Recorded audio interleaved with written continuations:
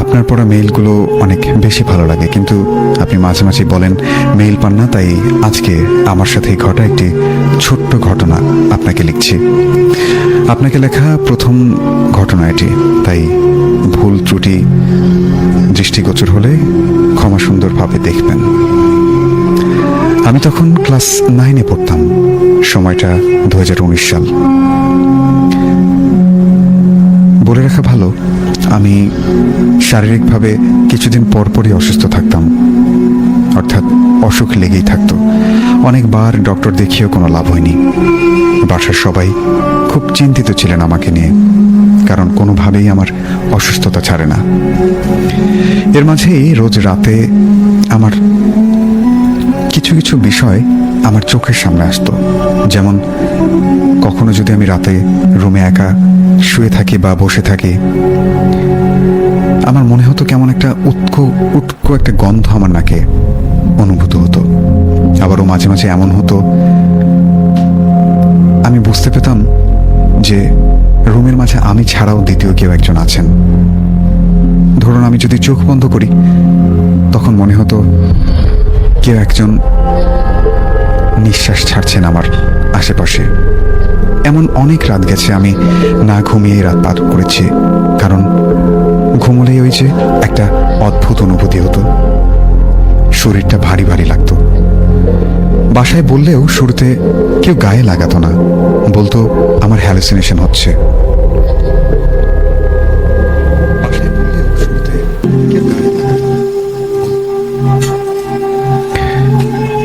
তো প্রতি রাতে দোয়া পড়তাম, আর যেদিন আমার পাশে কেউ থাকতো, অর্থাৎ আমার পাশে ঘুমাতো, সেদিন এমনটা কম হতো।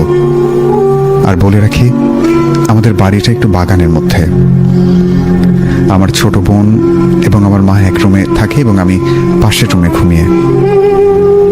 হঠাৎ শুনতে পেলাম কেউ একজন নূপুর পায়ে হেঁটে চলে গেল। আমি ভাবলাম হয়তোবা আমার মা অথবা আমার বোন, ছোট বোন। কিন্তু সকালে উঠে দেখি তাদের কারো পায়ে নূপুর নেই। আমি জিজ্ঞাসা করলাম, কিন্তু জানতে পারি তারা কেউই নূপুর পরেন না। তো এটি একটা ঘটনা ছিল আমার। এর কিছুদিন পর আস্তে আস্তে আমার হাত পায়ের শক্তি পেতাম না। যেমন ধরুন, হাঁটতে খুব অস্বস্তি বোধ হতো, মনে হতো যে প্রচুর ক্লান্তি আমার ভেতর। সারাদিন শুয়ে বসে থাকতাম। একদিন রাতে আমার বাবা বাড়িতে ছিলেন না। রাতে ঘুমিয়েছিলাম। হঠাৎ ঘুম ভেঙে গেলে দেখি আমার রুমের শোকেসের ওপর যেখানে কোরআন শরীফ রাখা, ঠিক সেইখানে একটা কালো বড় মুখওয়ালা একটা লোক আমার দিকে এক দৃষ্টিতে তাকিয়ে আছে। চোখটা একটু ঘোলাটে হলেও একটু ক্লিয়ার ভাবে দেখার চেষ্টা করলাম। তার একটু পাশেই দরজা বরাবর কি যেন একটা আমার দিকে এগিয়ে আসছে। এখনো ভুলতে পারিনি ওই চেহারাটা। আমি অনেক চেষ্টা করেও আমি মাহা করে ডাকতে পারিনি। তৎক্ষণাৎ আমার মুখ থেকে কোনো শব্দ বেরোচ্ছিল না। প্রচন্ড ভয়ে আমি চোখ বন্ধ করেছিলাম। মাঝে মাঝে চোখ মেলে দেখছিলাম, তখনও দেখছিলাম সেই অদ্ভুত কালো অবয়বটি আমার দিকে তাকিয়ে আছে এবং ধীরে ধীরে আমার দিকে এগিয়ে আসছে। অনেক চেষ্টা করে আমি দোয়া পড়তে লাগলাম। জোরে জোরে দেখলাম দোয়া পড়ার পর জোরে জোরে কথা বেরোচ্ছে। ঠিক তখনই আমি আমার মা বলে চিৎকার করে উঠি। তখনও আমি খুব অসুস্থ ছিলাম। সিদ্ধান্ত নিলাম হুজুরের কাছে যাব। যেদিন সিদ্ধান্ত নিলাম সেদিন রাতে আমার রুমের জানালা খোলা ছিল। আমি যখনই সেই রুমের জানালা লাগাতে গেলাম, ঠিক সেই মুহূর্তে একটা শীতল একটা হাত আমার হাতটা চেপে ধরল। প্রচন্ড ভয়ে বুকটা কেঁপে ওঠে। সঙ্গে সঙ্গে আমি জোরে চিৎকার করে উঠি। যতটুকু মনে আছে সাথে সাথে ওদিক থেকে আমার হাতটা ছেড়ে দেওয়া হয়। আমি কাঁপতে কাঁপতে সোফার উপর পড়ে যাই। পাশের রুম থেকে আমার পড়ে যাওয়ার শব্দ শুনে আমার বাবা, আমার বোন এবং আমার মা এসে দেখেন আমি অজ্ঞান হয়ে পড়ে আছি। সেদিন রাতে আমার আর জ্ঞান ফেরেনি। সবাই খুব চিন্তায় ছিলেন। এর পরদিনই হুজুরের কাছে যাওয়া হলো। হুজুর আমাকে দেখে বললেন যে জিন এখনো তোমাকে আসর করেনি, তবে একটা বিষয় বলে রাখি, তোমাদের সকলকেই খুব সাবধানে থাকতে হবে, কারণ তোমাদের বাড়ির উপর দিয়ে জিনরা প্রতিনিয়তই যাতায়াত করে। আর আমাকে যখনই দেখতে পায়, জানালা খোলা থাকে, ওরা আমার স্বপ্নে আসে।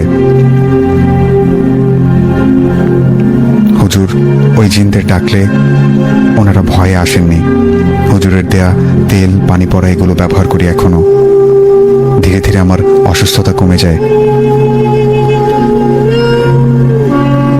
এরপর আরো কিছু বিক্ষিপ্ত ঘটনা উনি আমাকে লিখেছেন। যেমন এভাবে লিখেছেন, কিছু বিক্ষিপ্ত ঘটনা আপনাকে বলি রাতুল ভাই। আমার বাড়ির পাশে, অর্থাৎ আমার বাড়ির পিছে বাগান মতো একটা জায়গা আছে। গভীর রাতে অদ্ভুত অদ্ভুত কিছু ডাক শুনতে পাওয়া যায়। আবার কেউ কেউ বেশি রাতে বাগানের পাশ দিয়ে গেলে একটা মেয়ে কণ্ঠে কান্নার আওয়াজও শুনতে পায়।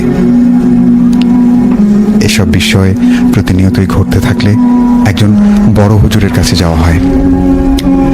তিনি বাগানটা অনেক খারাপ বলে আমাদেরকে জানান। তিনি বলেন এই বাগানটা অনেক খারাপ, প্রচুর জিনের বসবাস রয়েছে এখানে। তিনি আরো বলেন অনেক আগে নাকি এখানে একটা কবরস্থান ছিল, যেখানে অনেক অজানা ব্যক্তির লাশ দাফন করা হয়েছিল।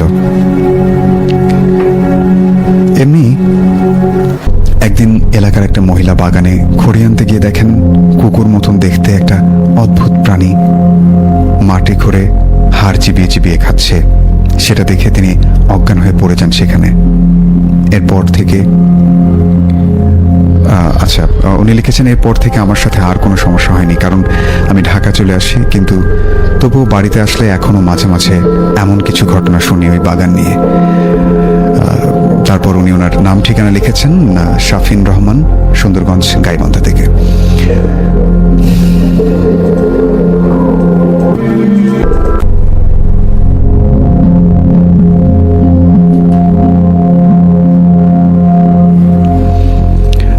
প্রিয় শ্রোতা, আপনারা শুনছিলেন চমৎকার একটি ঘটনা আমাদেরকে লিখে পাঠিয়েছিলেন শাফিন রহমান।